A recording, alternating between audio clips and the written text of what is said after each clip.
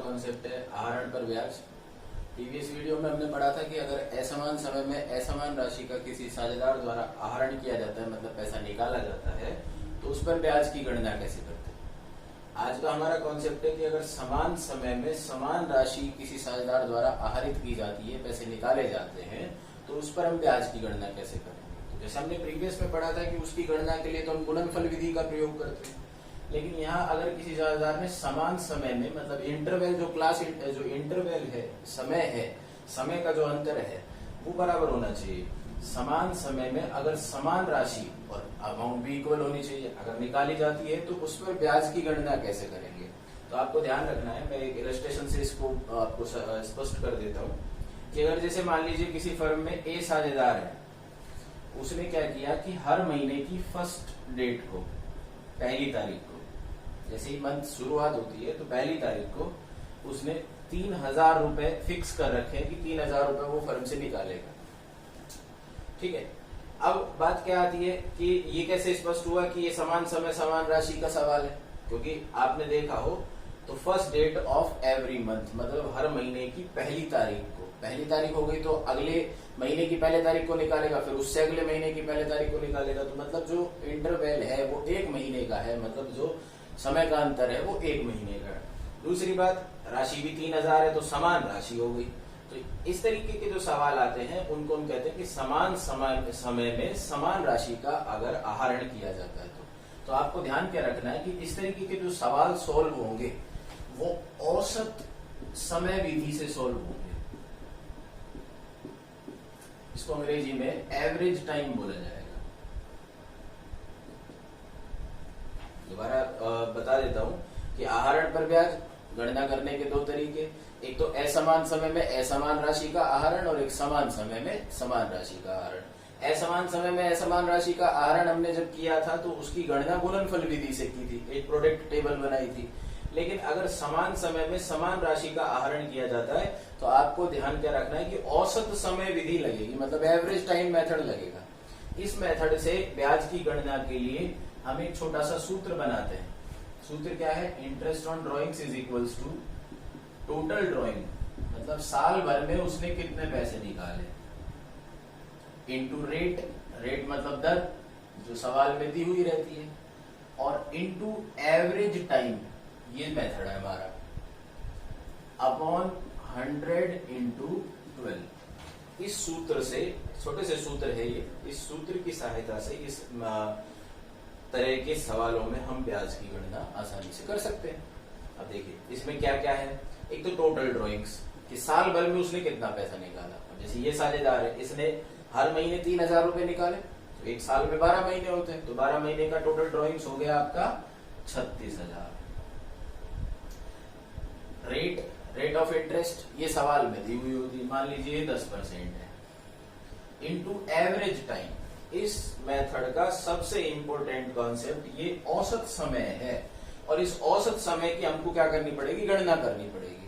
वैसे तो आप इसको याद भी कर सकते हैं, क्योंकि इसको एक स्पेशल पैरामीटर है कि अगर कोई साझेदार हर महीने की पहली तारीख को विड्रॉल करता है पैसा तो अलग एवरेज टाइम होता है, लास्ट डेट को करेगा तो अलग एवरेज टाइम होगा, बीच में करेगा तो अलग एवरेज टाइम होगा। ऐसे ही 2-2 महीने का गैप भी हो सकता है। जैसे ये तो 1-1 महीने के गैप पे पैसे निकाल रहा है, 2-2 महीने का गैप हो सकता है, 3-3 महीने का गैप हो सकता है, 4-4 महीने का गैप हो सकता है, 6-6 महीने का गैप हो सकता है। तो क्लास इंटरवल इसमें इक्वल रहता है। अब पहले मैं आपको गणना करना सिखा देता हूँ कि औसत समय की गणना कैसे होगी। तो औसत समय की गणना करने के लिए एक छोटा सा सूत्र लगता है, एवरेज टाइम बराबर, आपको याद रखना है, प्रथम आहरण के बाद के माह, मतलब जब उसने पहला आहरण वर्ष के दौरान किया था उससे लेकर के वर्ष के अंत तक टोटल कितने महीने होते हैं वो गिनने हैं, प्लस अंतिम आहरण के बाद के माह, और लास्ट जो वर्ष के दौरान जो लास्ट ड्रॉइंग्स हुई होगी, मतलब लास्ट में जब पैसा निकाला होगा लास्ट के महीने में जैसे भी, तो उसके बाद में वर्ष के अंत तक कितने महीने हो गए, दोनों को जोड़ के हमको 2 से डिवाइड कर दें। ये छोटा सा सूत्र है। अब इसी सूत्र को अगर अपन यहाँ पे लेते हैं, ये क्या करता है, हर महीने की पहली तारीख को पैसा निकालता है। जैसे मान लीजिए हमारा साल शुरू हुआ 1 अप्रैल को, जिसका एंड कब होना है, 31 मार्च को। 1 अप्रैल को साल शुरू हुआ, हर महीने की पहली तारीख को पैसा निकालता है। अब पहली तारीख जो है वो साल के शुरुआत की 1 अप्रैल होगी कि नहीं होगी? पहली तारीख कब हुई? 1 अप्रैल। हमको सूत्र में क्या चाहिए, पहला आहरण। तो पहला आहरण अप्रैल की पहली तारीख को। इसके बाद के महीने चाहिए, बाद के महीने से मतलब इस डेट से लेकर के ईयर एंड की डेट तक कितने महीने होते हैं। अब ईयर एंड हमारा 31 मार्च को है, तो 1 अप्रैल से लेके 31 मार्च तक टोटल 12 महीने हो गए कि नहीं हो गए? इसको मैं यहाँ लिख रहा हूं। तो प्रथम आहरण के बाद के महीने कितने आ गए? 12। दोबारा समझ लो, 1 अप्रैल से शुरुआत हुई और 31 मार्च को ईयर एंड हो रहा, तो 1 अप्रैल मतलब पहला आहरण, और पहले आहरण से वर्ष के अंत की डेट तक टोटल 12 महीने हो गए कि नहीं हो गए? अच्छा, फिर हमने इसमें प्लस का साइन लगाना है और फिर करना है अंतिम आहरण के बाद के महीने। अब आपने देखा हो ये हर महीने की पहली तारीख को पैसा निकालता है, तो लास्ट के मंथ में, लास्ट का मंथ हमारा मार्च होएगा कि नहीं होएगा ईयर एंड का? मार्च की पहली तारीख को मतलब 1 मार्च को इसने पैसा निकाला होगा, तो 1 मार्च से लेकर के 31 मार्च, क्योंकि ईयर एंड की डेट 31 मार्च है, तो हमको वही देखना है अंतिम आहरण किया मार्च के महीने में, और मार्च के महीने में भी पहली तारीख को, तो 1 मार्च से लेकर के 31 मार्च तक ये हमारे महीने हो गए पूरा 1 महीना। अपॉन कर दिया हमने 2, तो ये 12 + 1 13 अपॉन 2, तो इसका आंसर आता है 6.5 महीने। तो ये औसत समय की गणना हुई हमारी। औसत समय कितना है? 6.5 महीने। इसको हमने इस सूत्र में रख देना है। ये सूत्र क्या कह रहा था?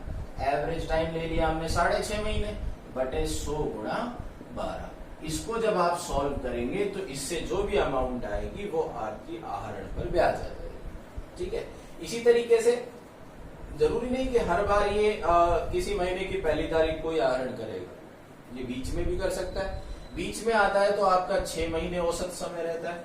अगर हर महीने की लास्ट की डेट को करता है तो भी आप इसकी हेल्प से इजीली इसको कैलकुलेट कर सकते हैं। ठीक है, इस तरीके से ये आहरण पर ब्याज अगर समान समय में समान राशि का आहरण किया है तो औसत समय विधि से सॉल्व होता है। बड़ा आसान सा कॉन्सेप्ट है, वापस रिवाइज करते हैं।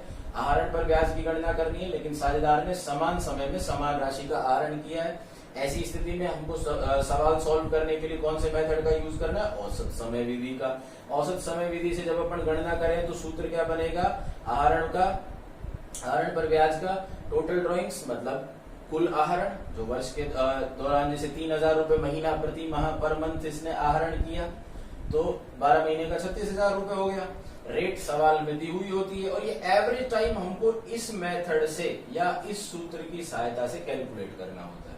वापस समझ लो इसको, प्रथम आहरण के बाद के महीने मतलब पहला आहरण उसने जब भी किया होगा उससे लेकर के ईयर एंड तक कितने महीने होते हैं वो प्लस करने।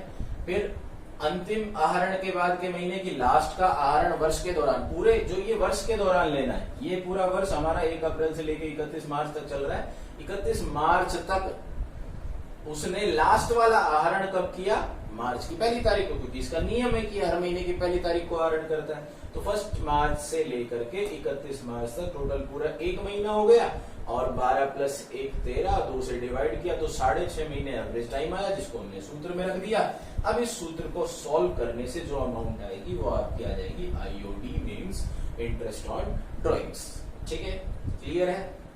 बड़ा आसान कॉन्सेप्ट है। 2 चीजों पे अपने को फोकस करना है। एक तो टोटल ड्रॉइंग्स कैसे आएगी, भाई साल भर में जितना आहरण किया उसके हिसाब से आएगी, और ये एवरेज टाइम है। ये एवरेज टाइम का ये फॉर्मूला जो है ये आपको ठीक से सीखना है। अगर आपको ये आ जाता है तो ये बिल्कुल आसान हो जाता है। इस तरीके से हम आहरण पर ब्याज की गणना करते हैं। ठीक है, एक इलस्ट्रेशन हम इसका और ले सकते हैं।